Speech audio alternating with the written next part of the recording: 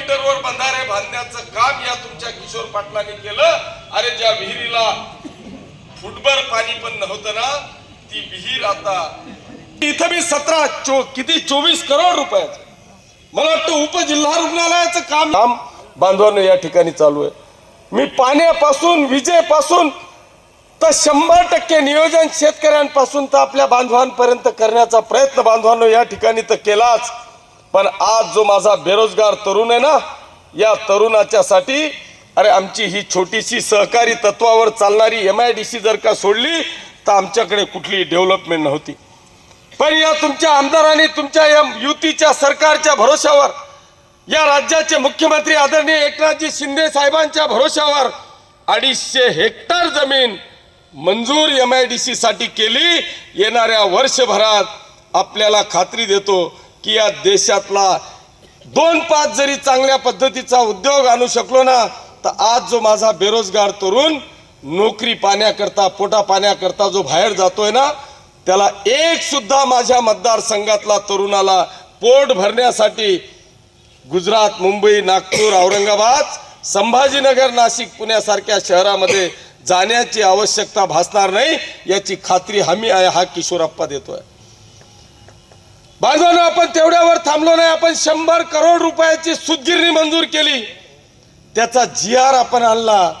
आचारसंहिता नडली म्हणून थांबली. ज्या दिवशी सूतगिरणी होईल ना, त्या दिवशी खऱ्या अर्थाने या पाचोरा आणि भडगाव तालुक्यातल्या 2000 तरुणांना त्या ठिकाणी आपण रोजगार देणार आहे. मी तर खरं म्हणजे आपण त्या खासदार ताईंना नक्कीच आपण प्रश्न करा, केंद्र सरकारचे जे विषय असतील ते मांडा. पण आपण पाचोरा तालुका आणि भडगाव तालुक्याच्या वतीने निश्चितपणे मी ताईंना आग्रह करणार आहे, माझी त्यांना विनंती असणार आहे की आपल्याला जर का खरंच काही काम करायचं असेल ना, तर खासदार ताईंकडून आपण मंजूर केलेल्या त्या MIDCच्या जागेमध्ये एक जरी रेल्वेचा प्रोजेक्ट आला ना, एक की रेल्वेच्या वॅगन तयार करणारा प्रोजेक्ट, रेल्वेचं इंजिन तयार करणारा प्रोजेक्ट, रेल्वेचे रूळ तयार करणारा प्रोजेक्ट, रेल्वेसाठी लागणाऱ्या कुठल्याही गोष्टीचा प्रोजेक्ट एक जरी आला ना, तर बांधवांनो या पाचोरा आणि भडगाव तालुक्यातल्या एकाही बेरोजगार तरुणाला हे गाव सोडून जाण्याची आवश्यकता भासणार नाही. माझा आपल्याला सगळ्यांना आग्रह, मी तर करणारच आहे, पण आपण सगळेजण मिळून हा व्यवसाय आमच्याकरता आणता येईल का. मागच्या काळात मी अनेक प्रयत्न केले, पण थोडीशी कुठेतरी माशी शिंकली म्हणण्यापेक्षा त्यावेळेस नाथाभाऊ भाजपमध्ये होते आणि नाथाभाऊंनी खरं म्हणजे माझं काम त्यावेळेस थांबवलं. मी पूर्णपणे प्लॅनिंग केला होता, कारण तेव्हा MIDC जरी मंजूर नव्हती तरी शासकीय जागा तिथे उपलब्ध होती आणि सेंट्रल रेल्वेचा तो प्रोजेक्ट होता. त्यावेळेस रक्षाताई आणि नाथाभाऊ मिळून, आता ते आपल्या आहेत तर नाथाभाऊ परके झाले, पण त्यांनी दोघं मिळून भुसावळच्या रेल्वे स्टेशनवर ती फॅक्टरी यावी अशा पद्धतीचा प्रयत्न केल्यामुळे फिजिबिलिटी आपली होती. कारण आपण जी जागा सांगत होतो तिथे नॅशनल हायवे आहे, तिथे रेल्वे लाईन आहे, तिथं पाण्याची व्यवस्था आहे, सबस्टेशन आहे, या सगळ्या गोष्टी तिथं अवेलेबल होत्या. आणि भुसावळला जिथे नाथाभाऊ आग्रह करत होते तिथे ही कुठलीही फॅसिबिलिटी नव्हती. रेल्वे गव्हर्नमेंटच्या अधिकाऱ्यांचा पॉझिटिव्ह रिपोर्ट आपल्या स्पॉटचा होता, ती फिजिबिलिटी नव्हती. परंतु दुर्दैवाने माझी ताकद वरती कमी पडली, हे आपण मान्य केलं पाहिजे. नाथाभाऊंची ताकद त्यावेळेस जास्त होती, त्याच्यामुळे माझा प्रोजेक्ट त्यावेळेस तो तिथला थांबला.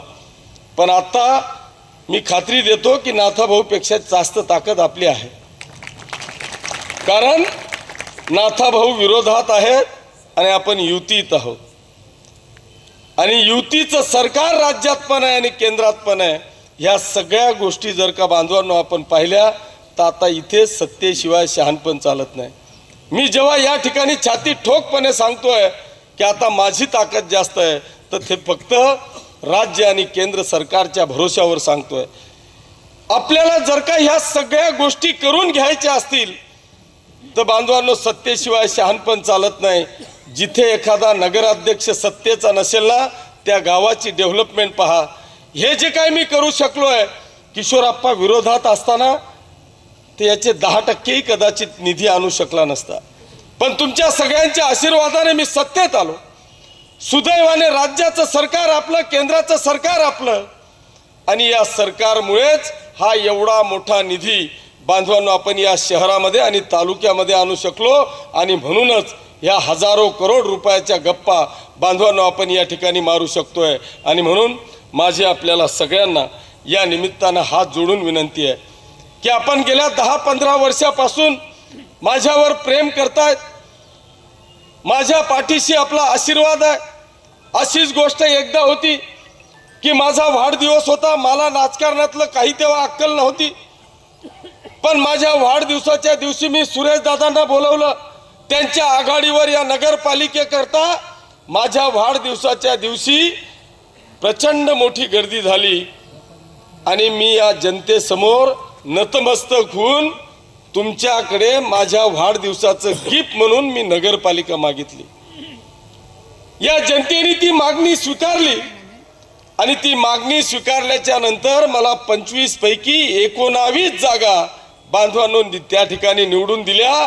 त्या दिवसापासून खऱ्या अर्थाने या नगरपालिकेचं, या शहराचं डेव्हलपमेंटला सुरुवात झाली. त्यावेळेस मी सांगितलं होतं की मला 5 वर्ष द्या, कारण मला माहीत नव्हतं. सुरेश दादांचं अध्यक्षीय भाषण होतं. त्यांनी सांगितलं की किशोर आप्पा तू अजून नवीन आहे, माझी ही 15वी काय 3री का 4थी टर्म मला वाटतं त्यावेळेस दादासाहेबांची होती, की मी आता 4थी टर्म आता माझी चाललेली आहे. मी अजूनही जळगाव शहराला फुलफिल करू शकलो नाही. तुला जर का खऱ्या अर्थाने या शहराचा आणि तालुक्याचा विकास करायचा असेल, जर डेव्हलपमेंट करायची असेल ना, तर तुला किमान 20 वर्ष हे शहर जोपर्यंत, हा मतदारसंघ जोपर्यंत एका व्यक्तीच्या हातात राहत नाही, खालपासून वरपर्यंत ही सत्ता जोपर्यंत राहत नाही, एका विचाराची राहत नाही, तोपर्यंत खऱ्या अर्थाने तुम्ही या शहराचा आणि तालुक्याचा विकास करू शकत नाही. त्यांची आठवण मला आज येते. बांधवांनो, हे सगळं समजायला मधुभाऊ आता झेडपी सदस्य आहेत किंवा नगरपालिकेतला एखादा नगरसेवक आहे. मधुभाऊ एक अभ्यासू व्यक्तिमत्व आहे.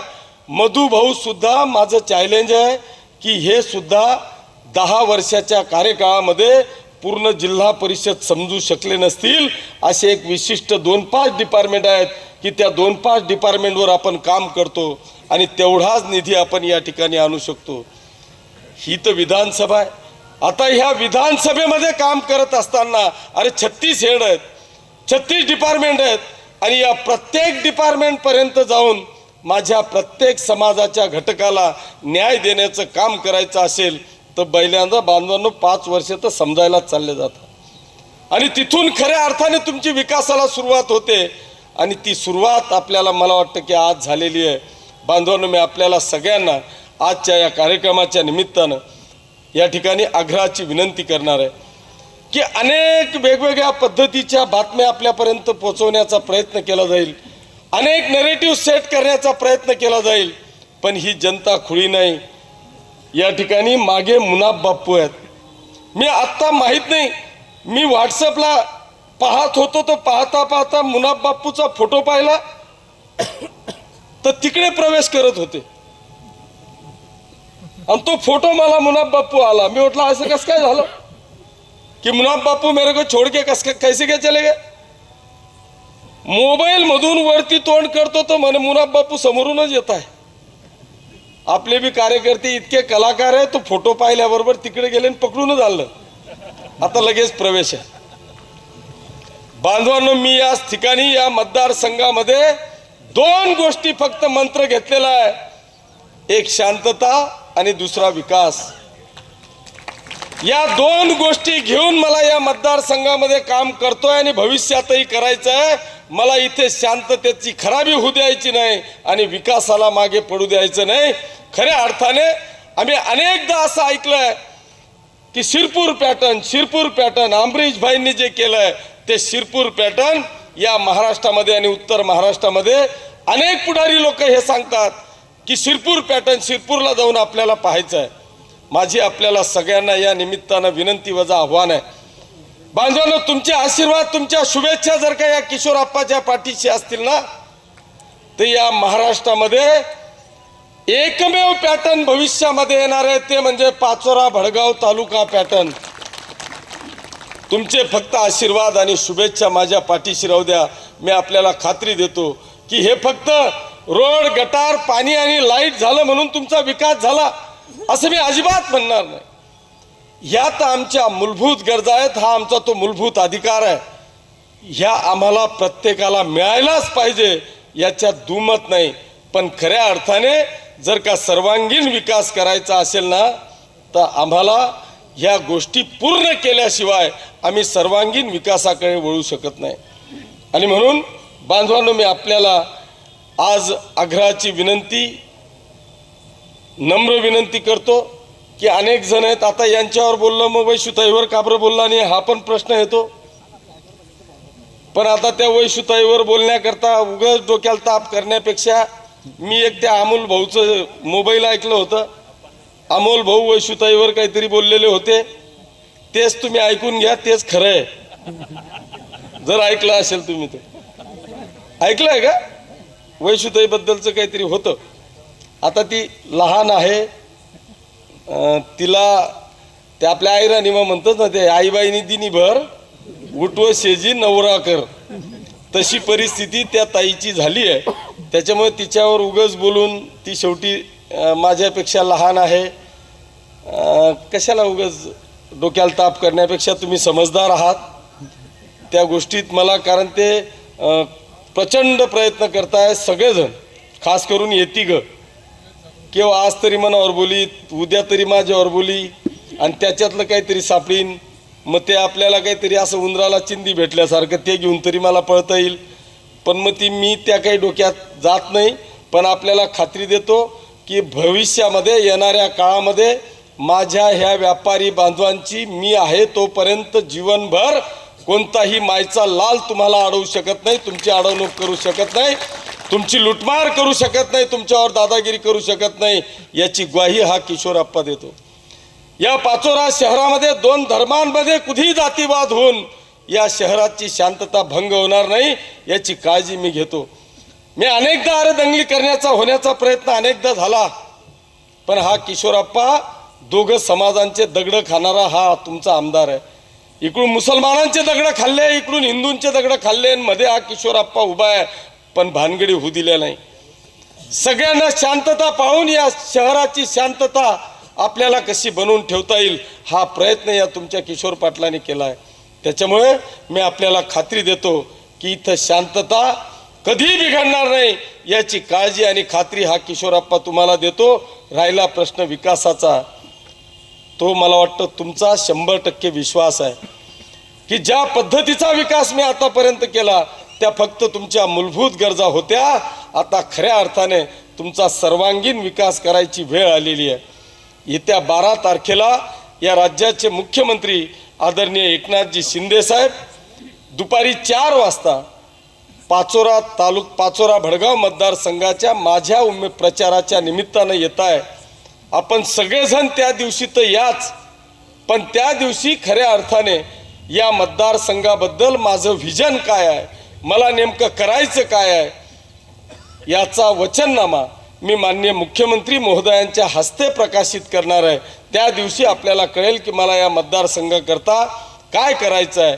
तरीसुद्धा माझं आणखी आपल्याला आव्हान आहे की मी या पाचोरा शहराकरता, भडगाव शहराकरता, दोघं तालुक्यांकरता, या मतदारसंघाकरता काय केलं पाहिजे की त्याच्यातून या समाजामध्ये परिवर्तन होऊ शकेल, या मतदारसंघामध्ये एक आपली म्हणजे विकासाची उंची वाढू शकेल, अशी जर का कोणाला सूचना करायची असेल तर नक्की आपण उद्यापर्यंत करा. ती नक्कीच स्वीकारून विचाराधीन घेऊन आपला देखील विचार त्या वचननाम्यामध्ये घेतला जाईल अशी ग्वाही या निमित्तानं मी देतो. पुन्हा एकदा तुमचे सगळ्यांचे मनापासून आभार मानतो. आपल्याला धन्यवाद देतो की आपण मोठ्या संख्येने या ठिकाणी आलात. माझे लांबलेले 2 शब्द ऐकून घेतले त्याबद्दल सगळ्यांचे मनापासून आभार मानत असताना सगळ्यांना हात जोडून नम्र विनंती करतो की येत्या 20 तारखेला माझी निशाणी धनुष्यबाण या निशाणीवर 1 नंबरचं बटन दाबून मला या मतदारसंघातून रेकॉर्ड ब्रेक मतांनी ऐतिहासिक विजय मिळवून द्या एवढी आग्रहाची आणि कळकळीची विनंती करतो आणि थांबतो. धन्यवाद. जय हिंद, जय महाराष्ट्र.